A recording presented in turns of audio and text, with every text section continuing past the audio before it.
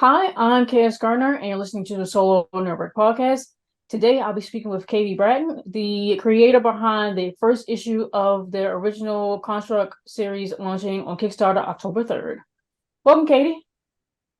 Hey, how's it going? I'm all right, but thank you for joining us today. But outside my introduction, who is Katie Brattain in their own words? Who am I? So I do work a full-time job. I am a product designer by day. Most of my background has been in product design. I work mostly in like software products and technical products, but it still has a creative side to it. I do a lot of like graphic design, graphic development work. And that's really fed into some of my other passions. I like to think that I'm kind of like an entrepreneur as well, with the startup of Two Scale Studio.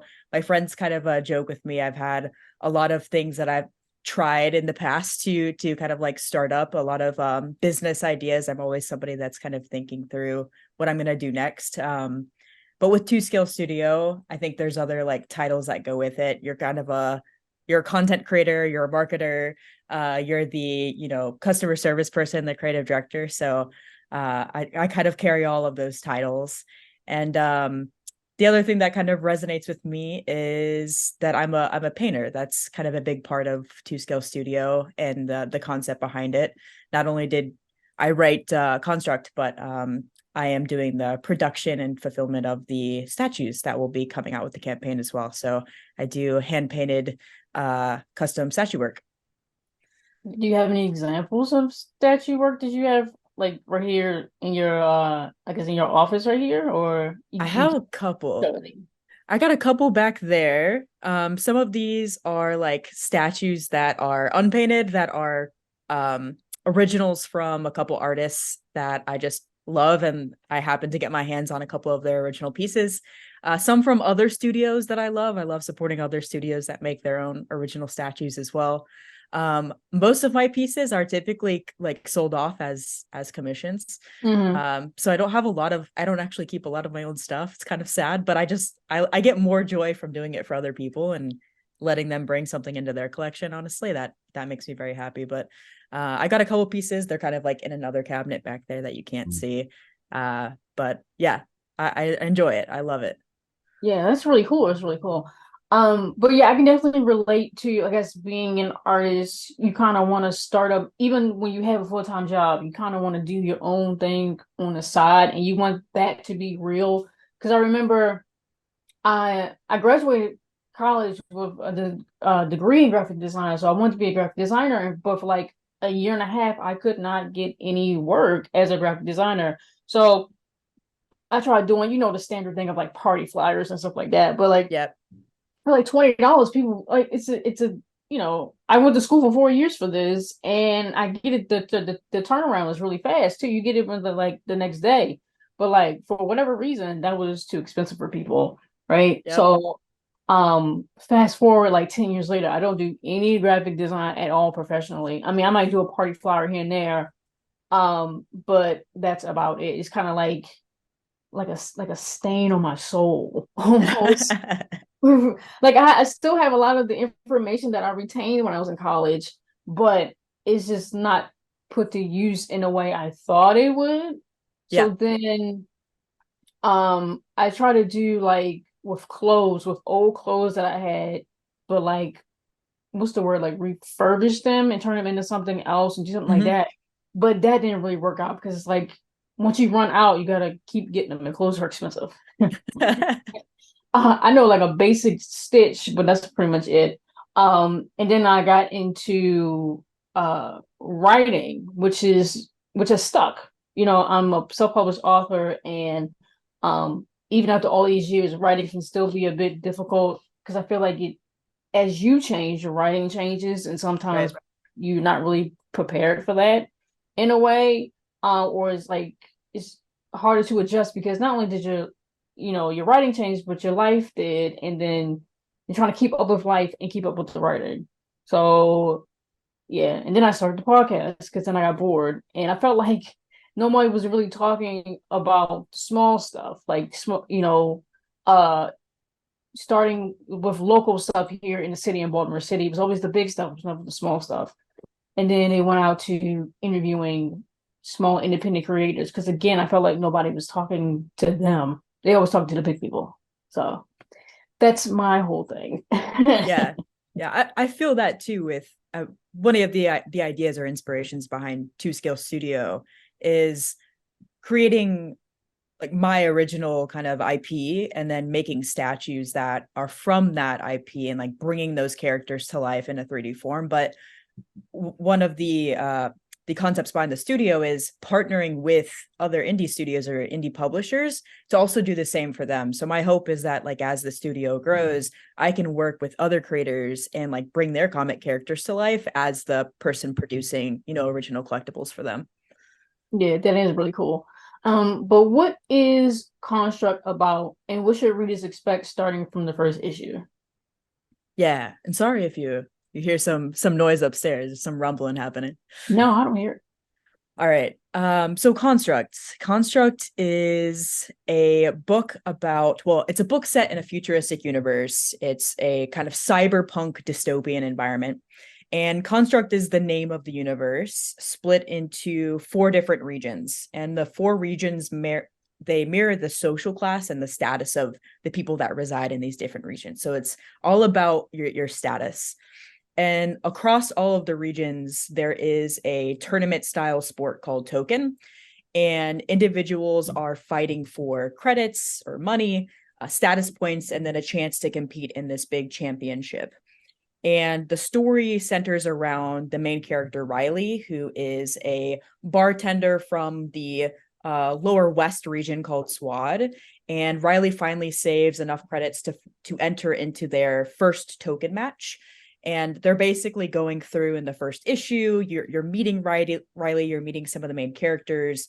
You're seeing Riley go to this first match, and then you're also understanding and being introduced to Riley's superhuman ability that kind of gives them an edge in this competition. And Riley is also starting to discover that Construct isn't quite what it seems. So you're getting introduced to a lot of the world building, the characters, and then some of the subplots that will be uncovered in future issues. Mm-hmm. So, with all of the influences, if you have any influences that may have inspired Construct, how do you maintain that this series is still your own? Oh, interesting. Um, I like to think that Construct is it pulls from a lot of the media that I love. If I had to like name a few things that remind me or have elements of Construct, I think of like the Hunger Games world where you've got this dystopian sort of place and this not quite a sport, but you have like this big tournament, this thing that everybody's competing in, that everybody is aware of in Hunger Games. I think about like edge runners and a lot of these big cyberpunk, rise of the cyberpunk stuff that's been happening more recently. And this idea of like having like implants, bodily implants and like superhuman abilities. A lot of the like Black Mirror stuff has been really popular lately, and some of that like tech gone bad. So there's a lot of inspiration in Construct that is pulled from these different media outlets, but I think what really sets Construct apart is one, it tries to blend multiple genres together. So I truly do believe, like, this is a little bit of a cliche, but I do believe there's something for everybody in Construct. It's got suspense, it's got action-packed like fight scenes, it's got romance and drama. It's got the sci-fi like cyberpunk elements for people that really like some slight mecha stuff. So it really does have a little bit for everybody. And then 2 is, for me, comic books, like growing up with some of the DC Marvel, they always had like one major plot line. And when I was coming into Construct, what I really wanted was something that had not only a primary plot line you could follow, but subplot lines and like really deep, rich character development and like following individual storylines of sub characters. And I think that's something that Construct does a little bit differently. And in particular, something that has resonated with me and that I wanted to make sure was apparent in Construct is the LGBTQ plus characters, and not just the representation aspect, but the idea that they're in leading roles, and that they're not introduced as gay characters in the series, and that it's not a series around trials and tribulations of being gay and not a coming out series. It's a series that has a really cool, fun plot and a lot of drama and different things happening, and the characters just happen to be LGBTQ plus. That's what I Yeah. really want to see in a series that is really hard to find.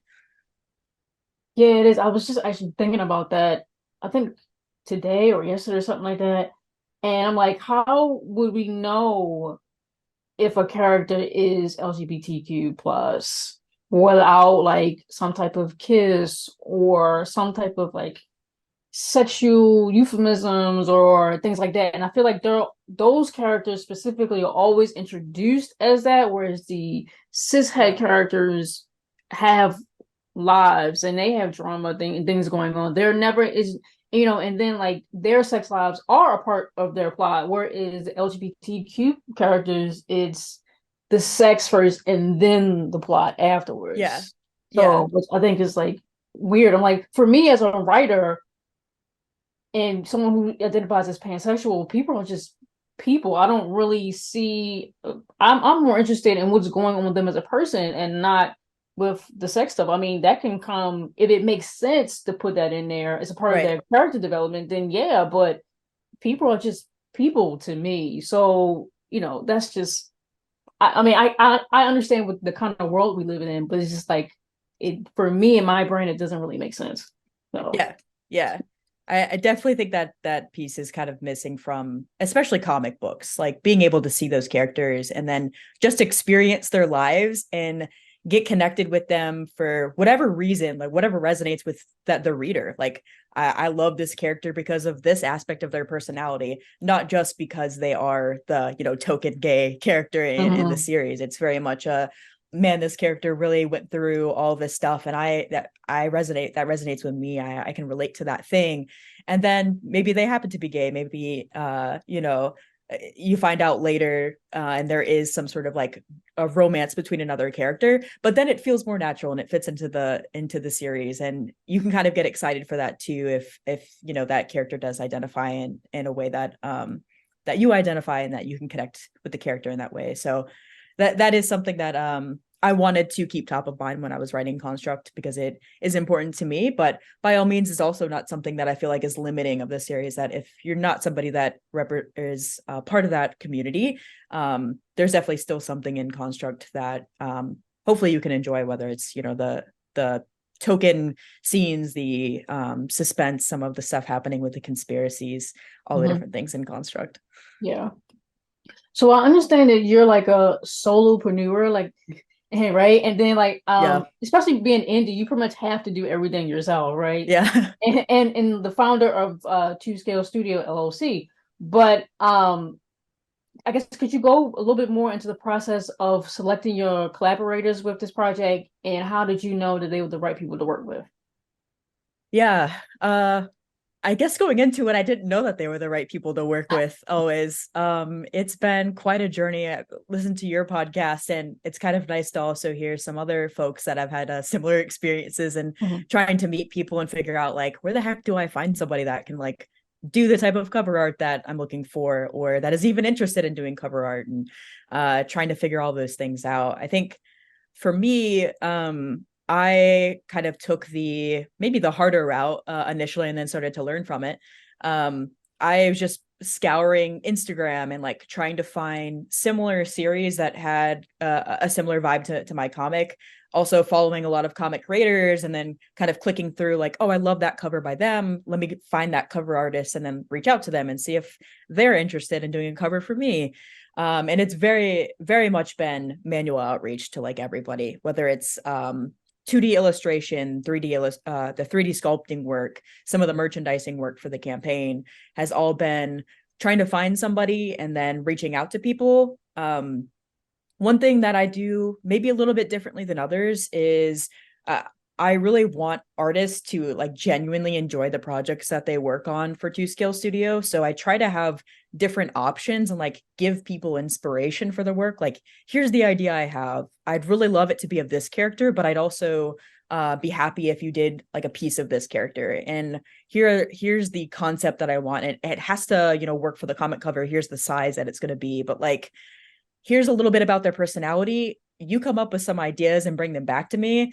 Like, is this something that you would enjoy? Or you can do some sketches and like see how you feel about it. And then we'll figure out if we want to work together, sort of thing. And that was kind of how I tested the waters with a few people too, was very much like, is this something that you're going to vibe with, and that you're actually genuinely interested in working on? If so, like, I would love to work with you. But if not, then I'll reach out to you for like a future project, and just trying to see what sticks and like get to know people a little bit better. And luckily, I'd say the lead panel artist, Uberlan.arts is his handle, has been like, it's been like fate meeting him. We vibe so well. Our workflow is like, it's streamlined. We work on a drive together, completely async. He's across the world from me. I have never met him in my life, and we met through Instagram, and we are just like our ideas, our workflow, we like bounce ideas off of each other. I'll say one thing, he'll change it a little bit, change the angle of like a panel, and it just like comes to life. And meeting him has been fantastic, and I would love to work with him on all the future issues as well. And the same sort of vibe with Guilherme Santos, who's the sculptor for the first statue that we'll be producing of the main character Riley. Guilherme has been like, he's such a sweetheart, and he took some of my critiques very, very well, and is so open to critiques and like wanting the feedback, and then would adjust something and be like, oh, I took what you said and then I did this and I wanted to see what you think of it. And I'm like, yes, that's awesome. And we would just have like a great time working together on the statue, and it came out phenomenal. So I've just had, I think, pretty good luck with a lot of the different people that I've worked with. And I hope that continues. And most of these people I would love to work with on future work too. Mm-hmm. So, what advice would you be willing to offer to other creators that you wish someone would have told you when you first started? So it can be with collaborators, it can be with, finding your own studio or getting into comics or doing commission work for other people. You wish like, hey, you being the one that's doing the commission, or and somebody's requesting one, you would wish some people would like, you know what they want or ask these type of Yeah. questions and whatever it may be. So any advice you're willing to offer? Yeah. For commissions, I think the first thing that comes to mind immediately is I'd say like overshare or over update people. Mm. I always find if I send people a lot of updates, even if it's something that's really small, I'm like, hey, here's what I did yesterday and I wasn't sure about this color, or here, I've been really busy this week, but I wanted to send you an update. One, people appreciate it. And it helps to create like more trust. And then two is, if someone has feedback on something, it's better to get it in that moment. And then they, reach out and they're like, oh, actually, I wanted the color to be more like this. And now you've just saved yourself a headache from, 2 weeks later reaching out and being like, here's an update, and you have to change a bunch of stuff. So I always try to like reach out early, communicate often. When it comes to starting a new business and running a business for the first time as a kind of a solopreneur, I think what I've continued to learn, and it's been something that I have pushed myself to do, but even more so starting up Construkt and working on 2Scale, is not being afraid to learn a new skill. I think the most recent thing that I've done is lettering. I've never done comic book lettering ever before. And I scoured the internet for a bunch of resources and didn't realize just how in-depth it is to letter a comic book, just the dialogue and how like you're handcrafting the bubbles and like where you're placing the speech bubbles and how you're stringing them together and how you're accenting them, and the way that they fit on a page is extremely important. And definitely did not expect to be learning that skill, but it also is, as a writer, like you can really appreciate it because you wrote it a certain way and it has to translate the same way on the page. And so I've enjoyed learning it. I would love to have a letter in the future, but I've enjoyed learning it. And if you have the opportunity to learn the skill, it also creates like a sense of empathy too, that if I have an opportunity to work with a letterer now, I know what maybe can make their job easier and how much time they might need and stuff like that. So don't be afraid to to learn something new and kind of push yourself, because I think it pays off in the end. Mm-hmm. Well, outside of working on Construkt, how well do you find balance for your life? And how do you typically manage your mental well-being when you become stressed, frustrated, or overwhelmed? Oh man, this one's very difficult. I don't think I'm the best person to be answering this question, because I think part of me like almost enjoys having like a lot of different things at once. There's something about like being busy that's very inspiring to me in a way when I have a bunch of exciting projects. Unfortunately, but fortunately, sometimes I get commissions and I have to turn them down because I have a backlog of things that I'm doing and I want to be realistic with people. And then especially since starting up the studio, it can be kind of difficult working on the comic and the Kickstarter. Um, but I've tried to kind of like protect my space a little bit more recently, and like telling myself it's okay when you turn something down. And that's been something hard, but important for like protecting my mental health.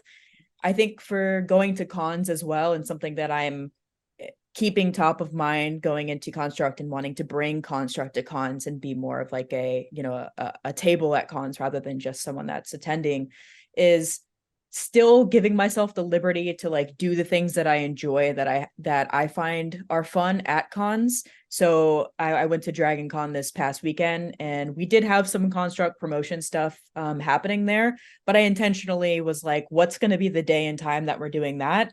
All the other times at the con, I want to like enjoy it, because this is my favorite con. I go with my closest friends, and we always have the best time there. And I want to make sure that I'm like making the time and space to create those memories with my friends, and like not just think about the comic book. Mm-hmm. And it's also more inspiring too. I got to meet so many other artists, or so many other writers, some great artists that I have variant covers for, and got to talk to people, and you get inspired by that stuff too. And had I been, you know, sitting behind a table the entire con, I probably wouldn't have had the opportunity to do those things. And that's also just really important for your creativity, kind of keeping you going. And how I try to balance like doing these projects and wanting to promote them and push them, and creating space to like enjoy things and still create those memories with friends. Yeah, yeah. I mean, I think that's a great answer. Is pretty much setting boundaries for, Yeah. potential clients and, with your work and whatnot.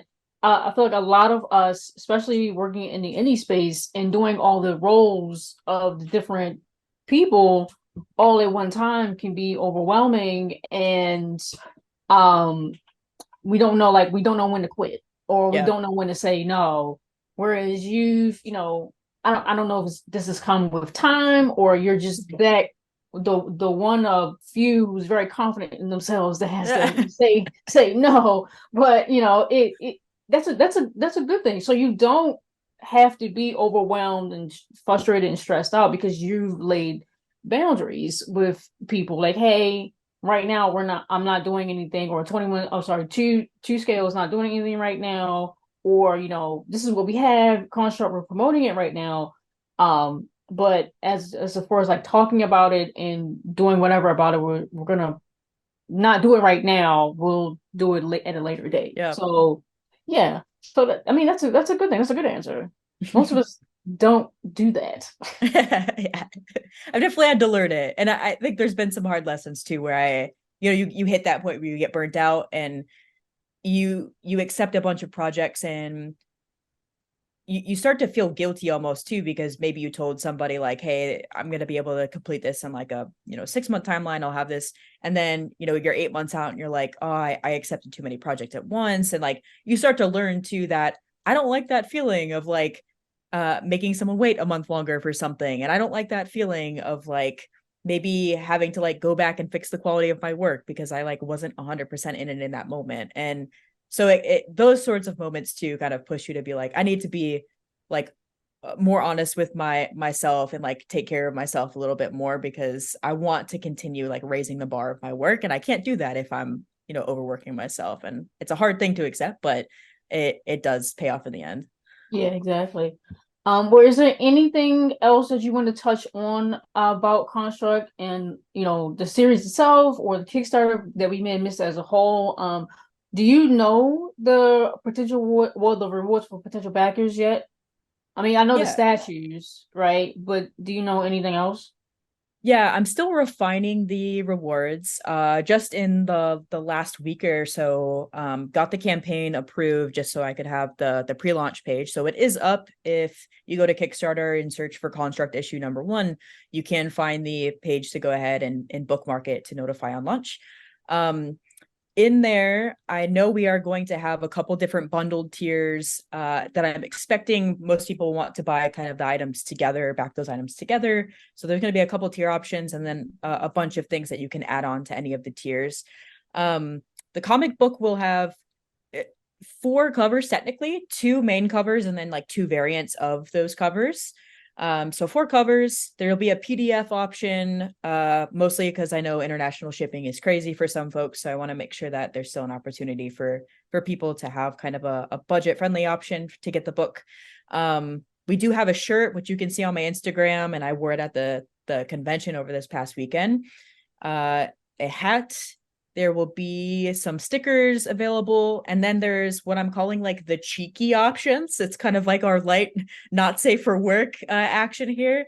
We had a guest artist named Lesbian Latte, who has some really fun content on Instagram that did a series of like locker room prints, which is like the token players from the first issue that are in like a locker room setting.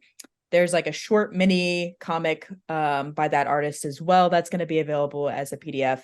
And then the second cover that has a variant also has like a cheeky edition of that cover for people like to collect the variant cover edition. So a lot of stuff. And then of course the statues, which will be very limited, and we'll have some different colorways too that are in the campaign. So if you're somebody that really likes limited exclusive stuff, then that will be an option for sure. So yeah, something for everybody. A lot of different price options. I wanted to make sure that like someone could come into the campaign and snag the comic for a good price, or if they were really into it, they could go all out and get statues and like really start to dive into the world. Mm-hmm.